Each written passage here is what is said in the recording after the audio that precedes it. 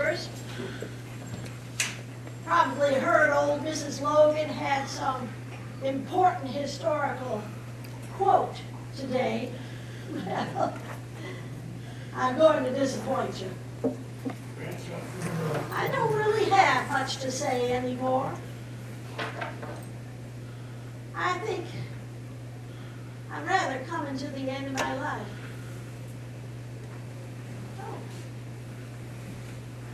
Oh, excuse me. For a moment, for just a moment, I thought I saw a gentleman in the back of the room who bears a striking resemblance to my father, Mr. John Cunningham. Oh, my papa. He was a good man, a brave man. Why, he fought in the Mexican War and in the Black Hawk War. That's where he met that young lawyer, John Logan. Oh, my papa. He did the best he could for all of us. I'm the oldest of 13 children. My papa's family, well, they hailed from Irish and English settlers very early on. My mother's family, well, they were from Louisiana. My mama was Elizabeth Desfontaine. Beautiful dark-haired, petite lady. She bore 13 children. She was always frail. But I suppose giving birth to 13 children would take the starch out of any woman. But as I say, Mama and Papa, they did the best they could for all of us. I was educated at home pretty much in the first few years of my life. By the time I was only about 13 or 14 years old, I was helping out with my father's accounts. You see, he was a county officer there in Missouri. And I did his paperwork, making sure things were properly filed with the courts and the deeds and so on and so forth. And I suppose you might say that was a on-the-spot education for me. When I was almost 14 years old, Papa decided I should have a little more formal education. He sent me to a convent school near St. Louis, Missouri. I enjoyed my time there. And I was educated as a young girl would be at that time, in the 1850s. But you know, one thing I learned there at that convent school was needlework. And to this day, when I'm having difficulties, perhaps deciding on something or something's troubling me, I can always pick up my needlework. It calms me. You might say it clears my head for more important decisions. I've always thanked those dear sisters down there at that convent school. And as I say, my mama and papa did all the best for me. Most of the time I was looking after my younger brothers and sisters and helping out with the household chores, but as I say, Mama was a frail woman. I never had any regrets or bitterness because I think it helped me. Having the responsibility of my little brothers and sisters and responsibilities in the household, I matured early, you might say.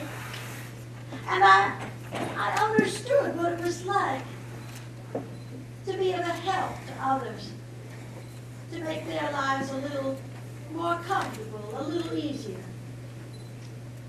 Now, when I was about 15 years old, I came back home and I was introduced to Mr. John A. Logan. He was 13 years older than I. We had what you might call one of those whirlwind courtships. We married, I was barely 16 years old. And then we packed up and went back to Benton, there in Illinois, southern Illinois.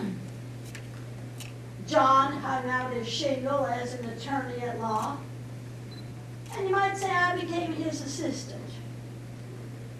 I did all the paperwork necessary for the law office, took care of billings and schedules and court appearances.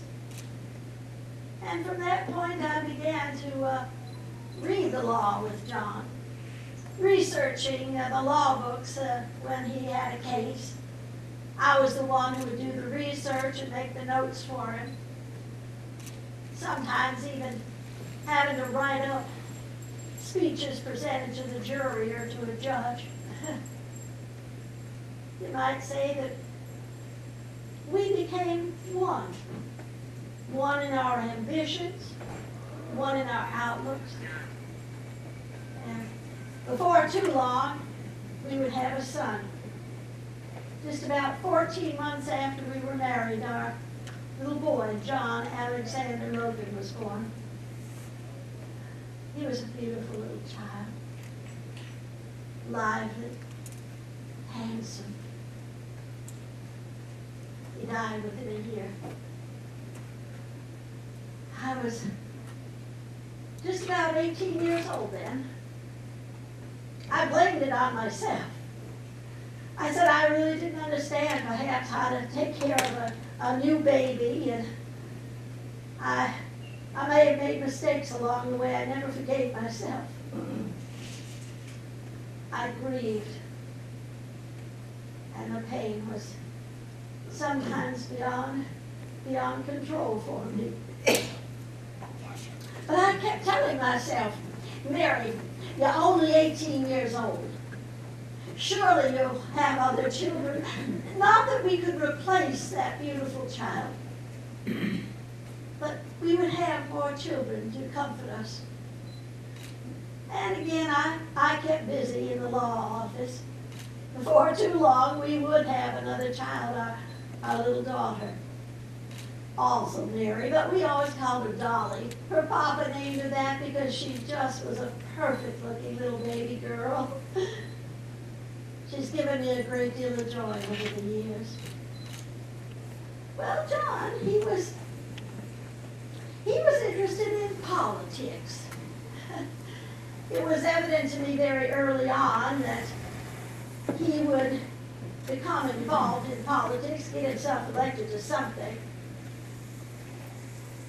But then, in 1861, our nation was torn apart in that Civil War. Something I never could imagine would have happened in this nation. There we were, North against South. John was reactivated as a colonel, and so it was off to war. I would encamp with him whenever possible, taking my little daughter along with me. We traveled from here and there, and then sometimes I had to go back home just to make sure everything was straight and right. We had a house at that time in Carbondale, Illinois. One day I received word, a telegram from Fort Donelson in Tennessee. My Johnny had been gravely wounded in a battle there. And, I took my little daughter to my sister-in-law, John's sister, and she looked after her, and I let out for Fort Donelson. I nursed John. While I was there, I saw the desperate need, a desperate need for nurses. Oh, the wounded just poured in day and night. And the limited resources that they had, these poor men shivering under dirty, wet blankets. Sometimes the dead and dying were just laid out along the side of a road.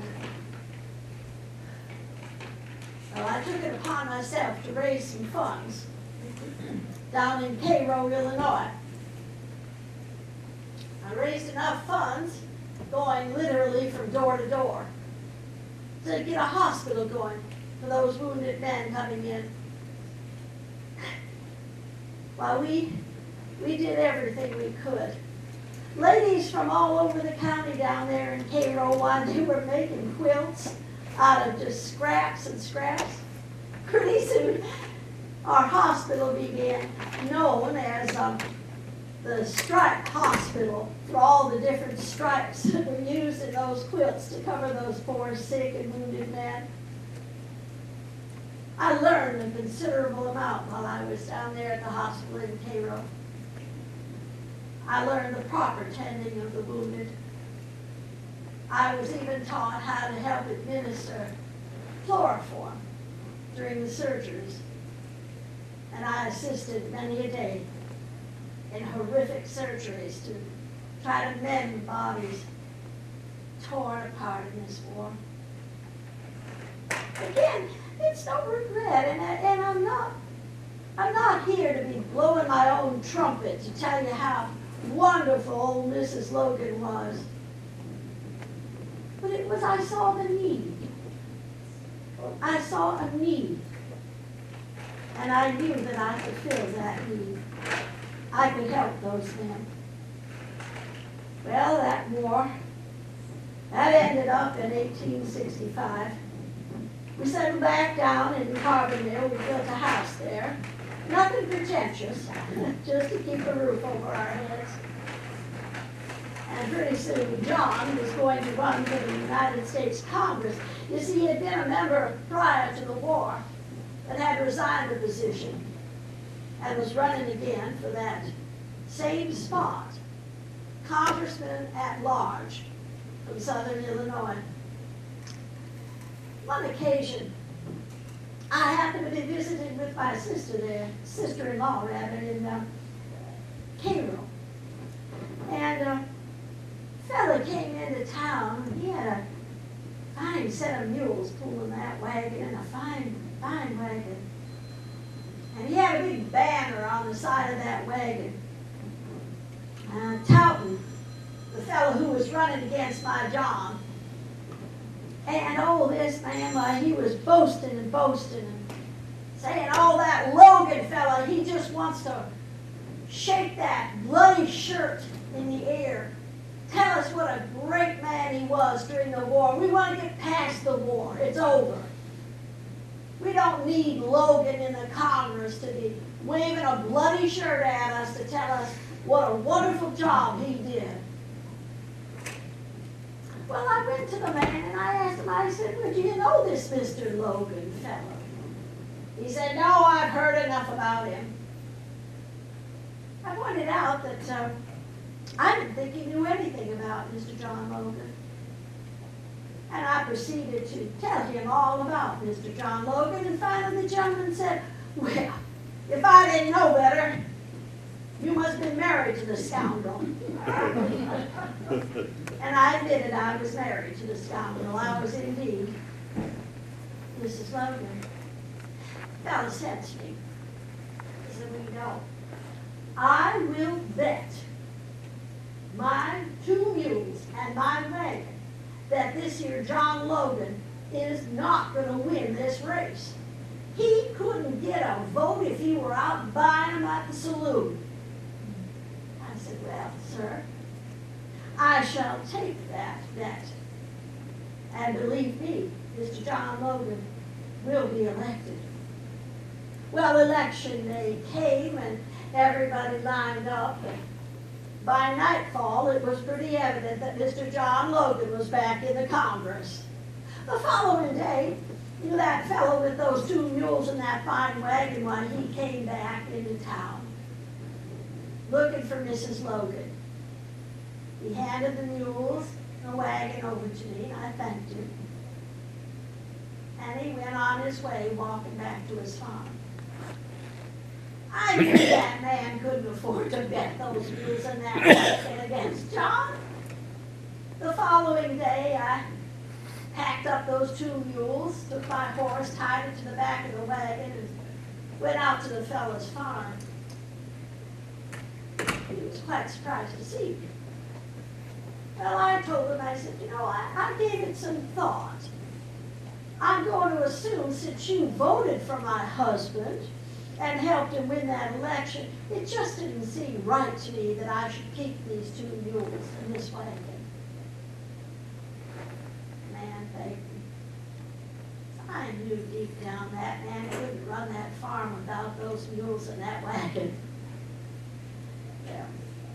I've heard tell that that fella forever was a genuine fan of Mr. John A. Logan.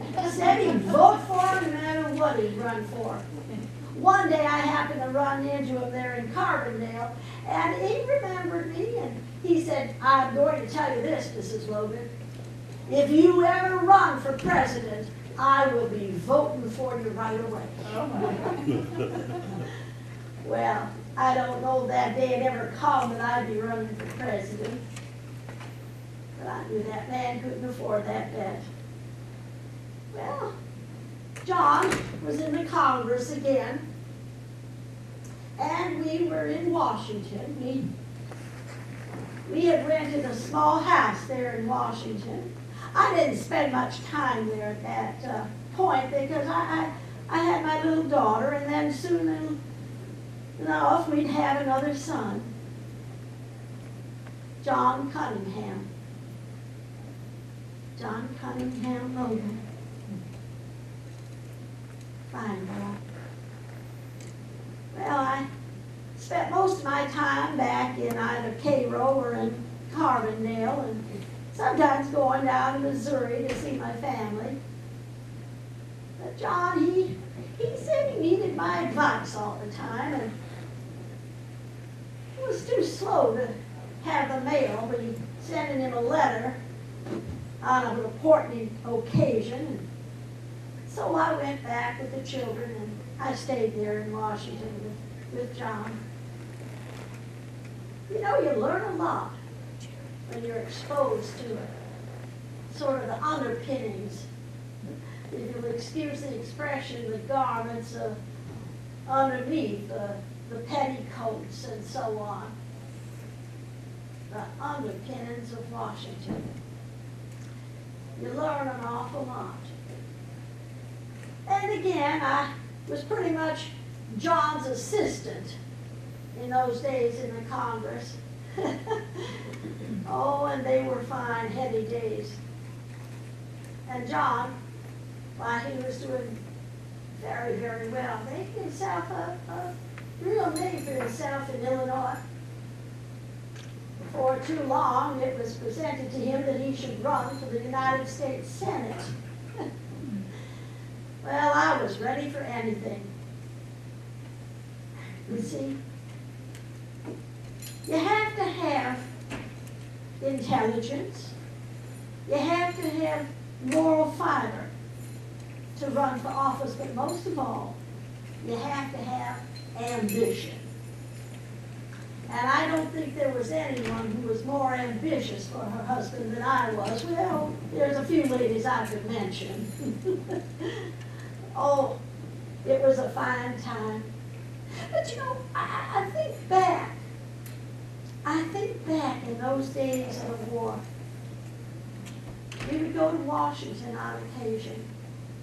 Oh, I was one of the youngest wives of the generals. Oh, I remember. Now, I don't know how many of you folks have ever encountered Mrs. Grant. She is the wife of the General Grant. And, she and Mrs. Lincoln had a running battle for years and years on end. They hated one another on sight. And then when you throw in the mix Kate Chase, now she was the daughter of the Secretary of the Treasury, Mr. Salmon Chase. And Kate Chase, why, she was ambitious too. She wanted her father in that presidential chair. Hated Mr. Lincoln. Oh, she hated him. She felt that he had usurped the proper place where her father belonged. Well, when you got these three women into one room together, Miss Chase and Mrs. Grant, Mrs. Lincoln, oh, there was sure to be some firecrackers going off. Well, this particular night was, a very glamorous a reception, a levee that Mrs. Lincoln was so fond of doing there at the president's house. And, it was an elegant affair. And in one corner of the room, there was what they call a champagne fountain. Now, this was a collection of glassware, these stemmed glasses, all lined up into a pyramid. And then the butler would come over and he'd start to pour a bottle of champagne that would trickle all down into all those glasses. It was the most glamorous thing. Well, there it was, this beautiful, beautiful pyramid of crystal glassware filled with champagne. These three ladies, between Mrs. Lincoln and Miss Chase and Mrs. Grant, they were dancing with all the most handsome young officers there. And, the band started up playing a polka. And Mrs. Grant, between you and I, she had a large posterior. And so when she was dancing, there was quite a bit shifting from side to side. And she chose a very handsome young captain to dance with. And then Mrs. Lincoln, she happened across a very handsome young colonel. And then Miss Chase, she availed herself of a very handsome young general by the name of John Logan. Well, these three ladies commenced with their dancing, and they're going faster and faster, and they're just trying to outdo one another in their finery. And then all of a sudden, Mrs. Grant, with that ample posterior underneath that hoop, she swirls past those glasses filled with the champagne, and there was crashing and splashing, and everybody had to turn. And in one corner of the room, you could see the cat meowing there, Mrs. Lincoln. In the other corner of the room, you heard the other cat, Miss Chase, just meowing and chuckling at what had befallen poor old Mrs. Grant. Those three ladies, they were never going to get along because they all had too much ambition. And you can't have too much ambition. I've been ambitious for John for some time. I was always his biggest supporter. But you have to temper it. You have to be careful. You can't let it show the way those three ladies were so obvious in flashing their ambitions. The one for their father, the other two for their husbands. I remember that evening so well. It was the talk of Washington for weeks afterward. Well, I suppose the Congress would get the bill for all those broken glass champagne glasses that night. Well, my John, he made quite a name for himself there in the Senate, and he was moving up. In the meantime, I kept myself extremely busy. Being a senator's wife had its perks, but you also had a lot of responsibility of entertaining and, doing this or that. John had always been very active in the Grand Army of the Republic, and oftentimes I was called upon to be in his place when he was unable to make the schedule of speeches, and I made my share of speeches. I think the one thing that I'm most proud of that my John accomplished was he sent out what is called a general order. Now, this was during the war. he sent out what was called General Order Number 11,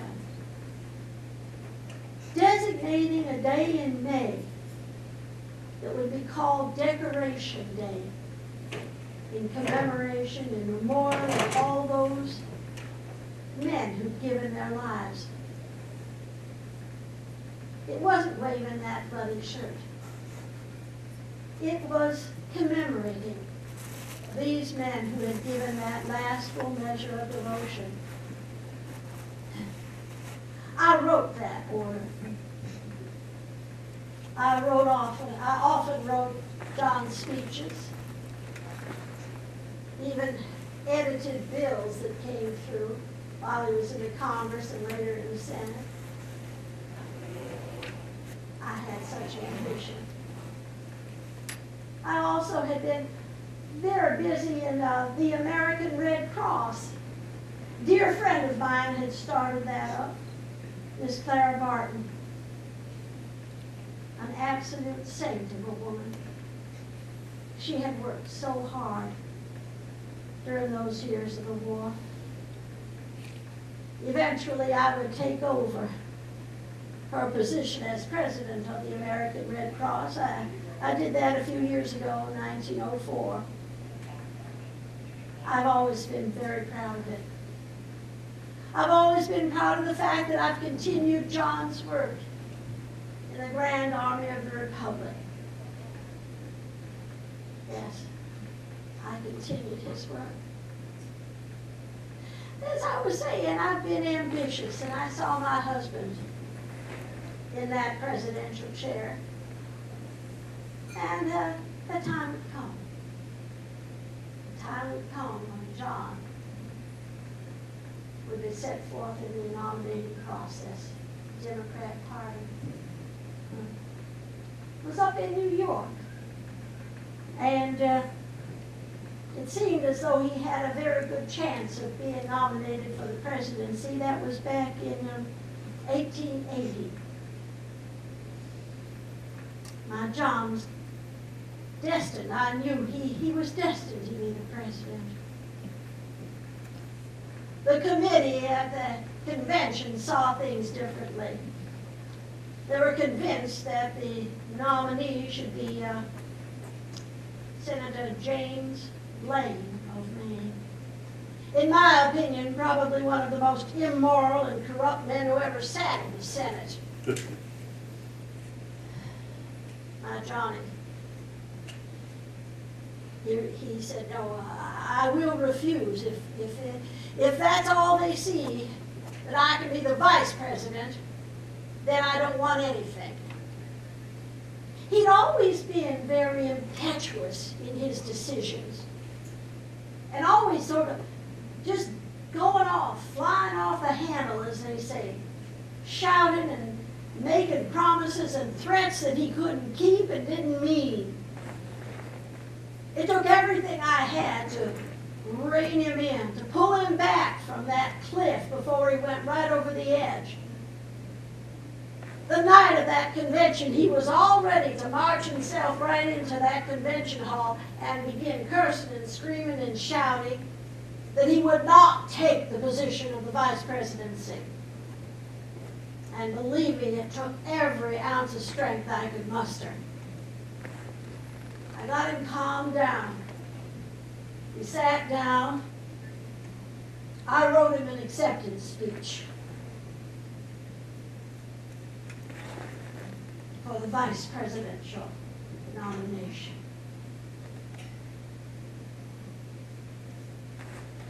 I could see him just standing there in front of that whole convention hall, biting his lip. But he gave that acceptance speech. And he lost the election as vice president.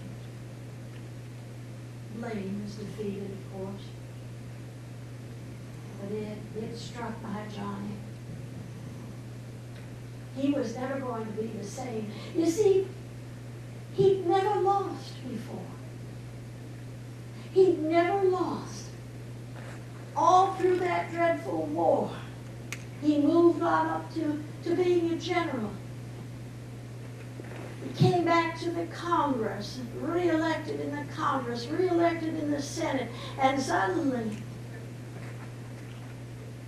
that dream was gone from him, pulled out from under him. He never was the same. He'd always been quick to anger and quick to apologize. But this loss of the presidency and the vice presidency, it just took everything out of him. Everything. Oh, he continued on after his time in the Senate was complete. He retired. By then, we bought a house there in Washington City. Oh, at Calumet Place. We decorated it with all the memorabilia that Johnny and I had collected over the years, including a 50-pound sombrero presented to John by the President of Mexico.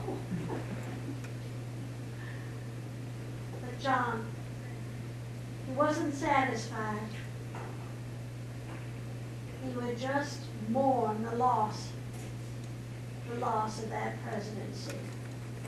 He felt it was snatched from him. Oh, he kept busy with his work in the Grand Army of the Republic, and also keeping that Decoration Day in front of the American public. Well, A day dedicated to commemorating those folks lost in the war. That's all we've got, huh? It was 1887, just before Christmas. He made a speech in Chicago, out on a railway platform. It was a cold, icy rain falling. He came back to the hotel that night. He was drenched to the skin, cold and shaking. He stayed there for a couple of days, hoping he'd recover. Finally packed up and went back down to our house in Carbondale.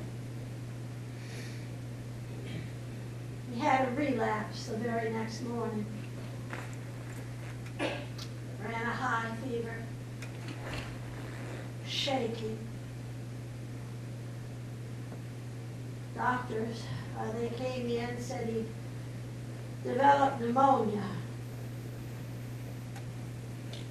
And then the death watch began.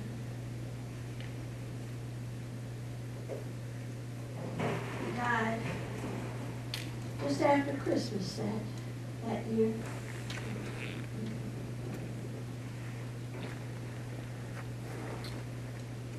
He never recovered. It wasn't pneumonia that took his life. It was that one loss for a man who had never known a loss in his life. Who seemed like he'd go on forever, having everything and doing everything that he wanted to do, wanted to have. But the one thing he really wanted, the presidency, was beyond his reach. I've always been a busy woman. I've always had so many things to do. I've written several books. I'm sure you've read those along the way.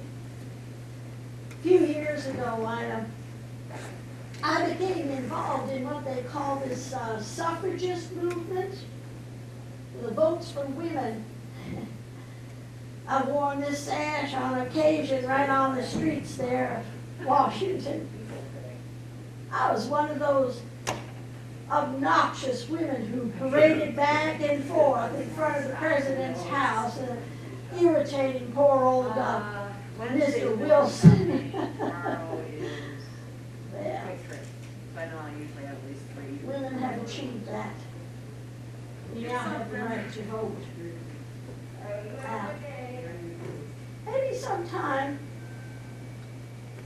in the future, my grandchildren might see a woman becoming the president. I don't think I'll be present to see that happening. I have kept very busy since Johnny's death. And it's been a time that I was again thrust into the deepest well of grief. My son, John Cunningham Logan, he died in the Spanish-American War, Battle of San Jacinto.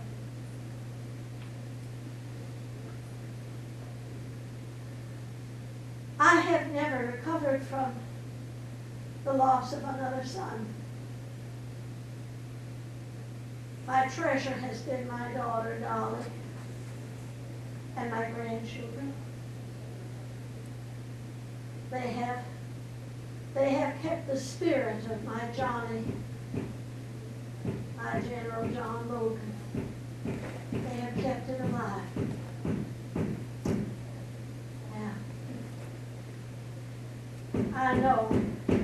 I know I'm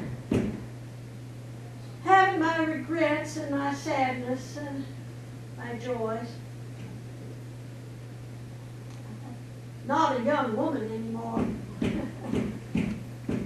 Sometimes I don't feel as though I'm 84 years old. All I have to do to be reminded is to look in a mirror.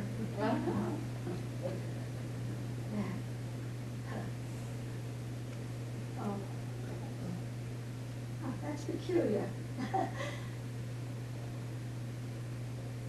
For just a moment, I thought I caught a glimpse of John.